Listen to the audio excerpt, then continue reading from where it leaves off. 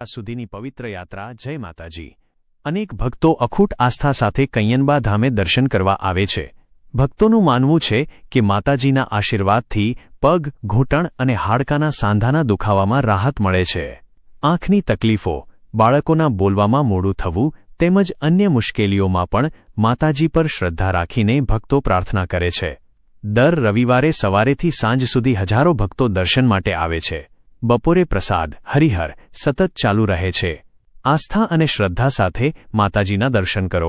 માતાજી સૌના કલ્યાણ કરે।